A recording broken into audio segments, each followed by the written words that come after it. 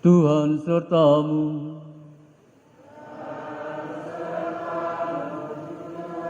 Inilah Injil Yesus Kristus menurut Santo Matius. Dimuliakanlah Tuhan.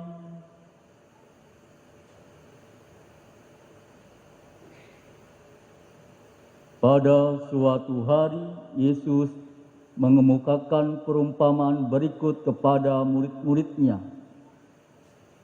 Hal kerajaan surga itu seperti seorang yang mau berpergian ke luar negeri, yang memanggil hamba-hambanya dan mempercayakan hartanya kepada mereka. Yang seorang diberinya 5 talenta, yang seorang lagi 2, dan seorang yang lain lagi 1. Masing-masing menurut kesanggupannya. Lalu ia berangkat. Segera pergilah hamba yang menerima 5 talenta itu. Ia menjalankan uang itu dan memperoleh laba 5 talenta. Hamba yang menerima 2 talenta pun berbuat demikian dan mendapat laba 2 talenta. Tetapi hamba yang menerima 1 talenta itu pergi dan menggali lubang di tanah, lalu menyembunyikan uang tuannya. Lama sesudah itu pulanglah tuan hamba-hamba itu, lalu mengadakan perhitungan dengan mereka. Hamba yang menerima 5 talenta itu datang dan membawa laba 5 talenta.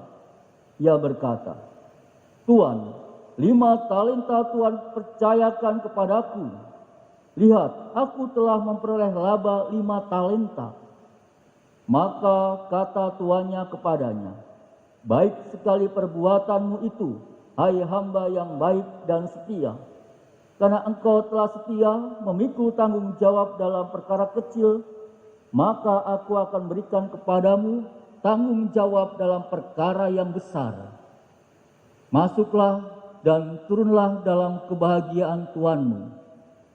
Lalu datanglah hamba yang menerima 2 talenta, katanya, "Tuan, 2 talenta Tuan percayakan kepadaku. Lihat, aku telah mendapat laba 2 talenta. Maka kata tuan itu kepadanya, "Baik sekali perbuatanmu itu, hai hamba yang baik dan setia. Karena engkau telah setia memikul tanggung jawab dalam perkara kecil, maka aku akan berikan kepadamu tanggung jawab dalam perkara yang besar. Masuklah dan turutlah dalam kebahagiaan tuanmu." Kini datanglah juga hamba yang menerima 1 talenta itu dan berkata, "Tuan, aku tahu bahwa Tuan adalah manusia kejam, yang menuai di tempat Tuan tidak menabur dan memungut di tempat Tuan tidak menanam. Karena itu aku takut dan pergi menyembunyikan talenta Tuan di dalam tanah. Ini, terimalah milik Tuan." Maka jawab tuan itu, "Hai engkau hamba yang jahat dan malas, engkau tahu bahwa aku menuai di tempat aku tidak menabur dan memungut di tempat aku tidak menanam.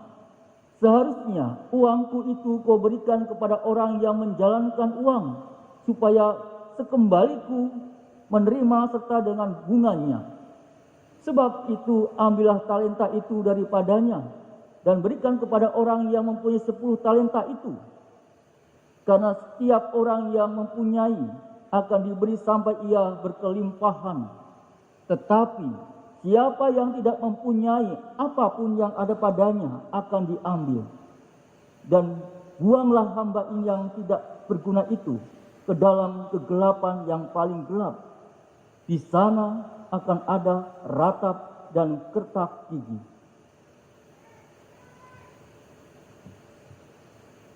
Berbahagialah kita yang mendengarkan sabda Tuhan dan tekun melaksanakannya. Sabdamu adalah jalan, kebenaran dan hidup kami.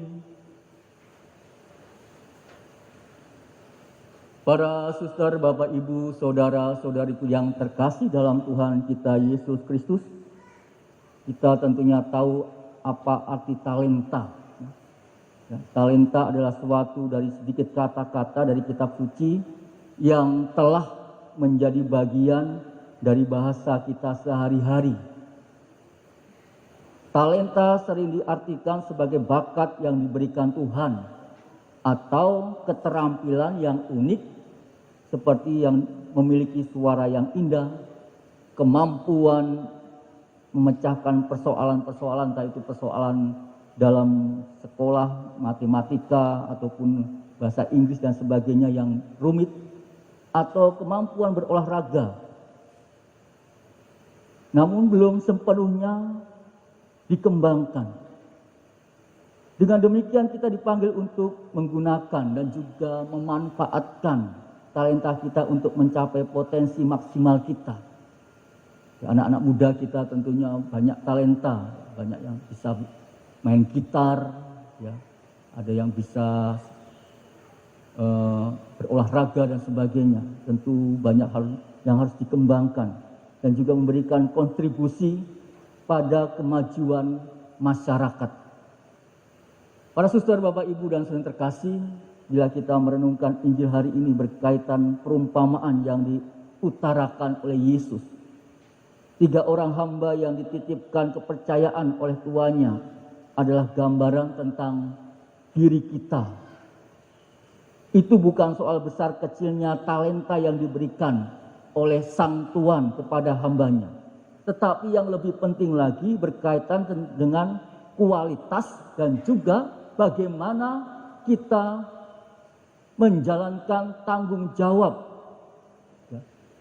Seperti halnya 3 hamba itu terhadap kepercayaan yang mereka terima.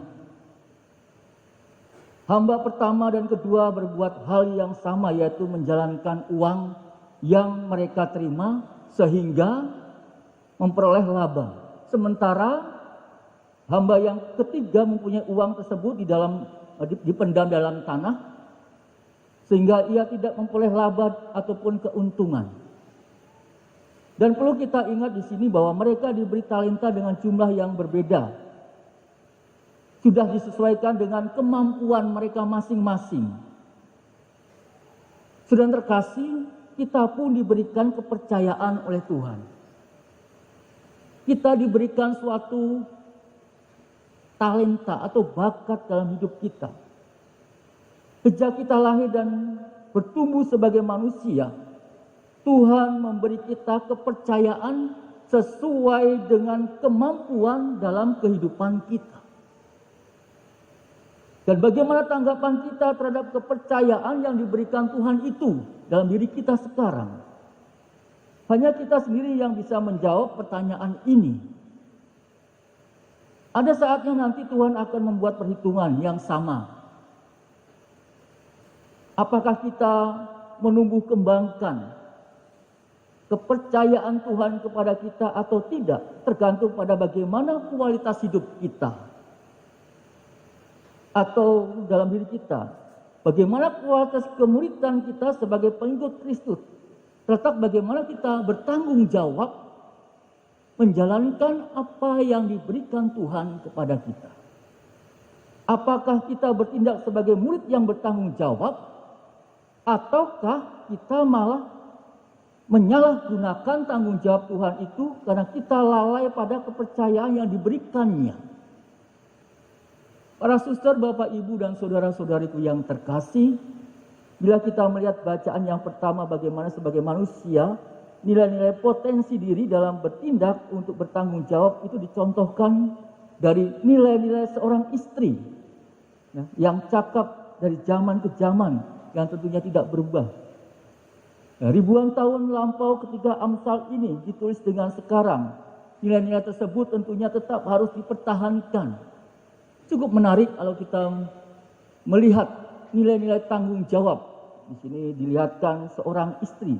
Di dalam keluarga ia adalah seorang istri yang berperan aktif. Baik di balik nama besar suaminya. Meskipun suaminya itu mampu, tetapi istri tetap menjalankan suatu kesibukan ataupun ikut terlibat bersama dengan suaminya. Istri dipercaya suaminya karena tidak sekalipun ia berbuat yang jahat terhadap suaminya. Istri bangun lebih pagi daripada suami dan anak-anaknya dan pandai menata semuanya dalam pekerjaannya, sehingga ketika semua bangun segala makanan telah tersedia.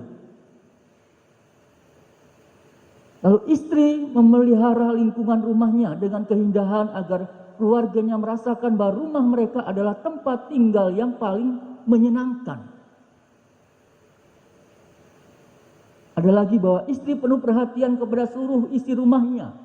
Istri menyediakan dan memperlengkapi semuanya dengan apa yang mereka butuhkan, sehingga mereka tidak pernah terabaikan.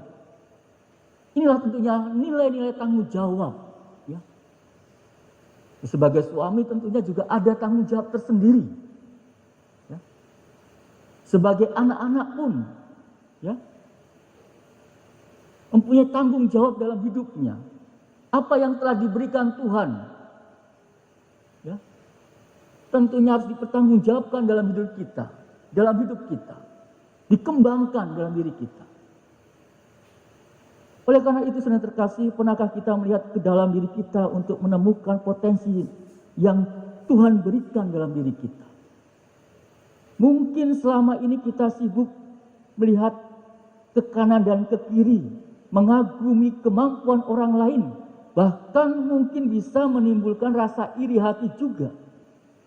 Tetapi sudahkah kita memelihara atau melihat dan mencari kemampuan yang ada dalam diri kita?